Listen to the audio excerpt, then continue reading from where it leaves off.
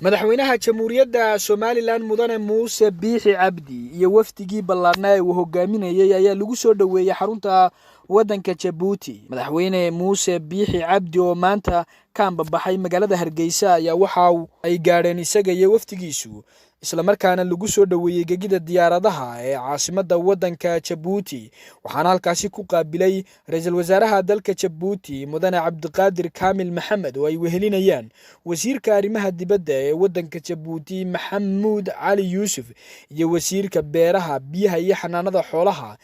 ee wadanka Djibouti Maxamed Muuse Cawaale iyo danjiraha Somaliland u fadhiya wadankaasi Cabdifataax Saciid Axmed. miyaan dhibyaraan ku dhibay calanko miyaan dhibyaraan ku dhibay calanko markale dhalanteeda ku dhiibi karaa markale dhalanteeda ku dhiibi karaa markale dhalanteeda ku dhiibi karaa markale dhalanteeda ku dhiibi karaa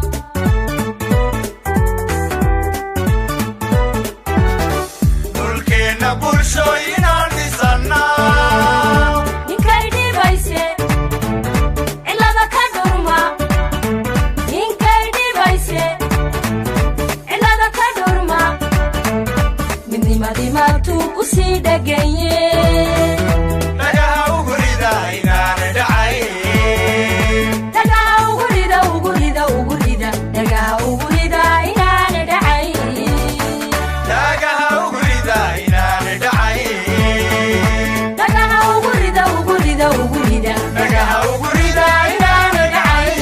madaxweynaha jamhuuriyadda Somaliland mudane Muuse Biixi Cabdi ayaa madaxda wadankaasi kulan nasasho kula yeeshay qolka madaxda ee madaarka caasimadda Djibouti. madaxweynaha iyo wafdigiisa ayaa loo galbiyay dhanka hotelka Kambiski.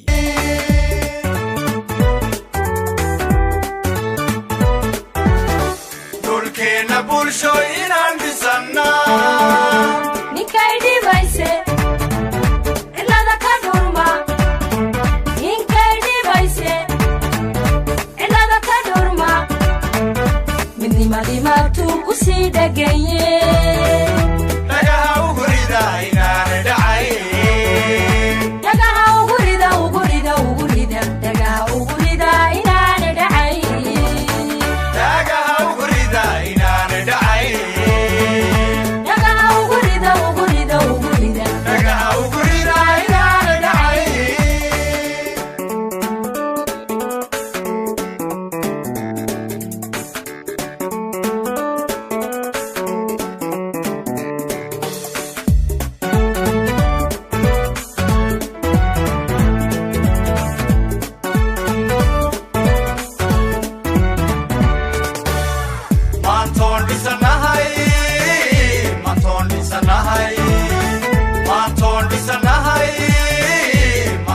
Sanahay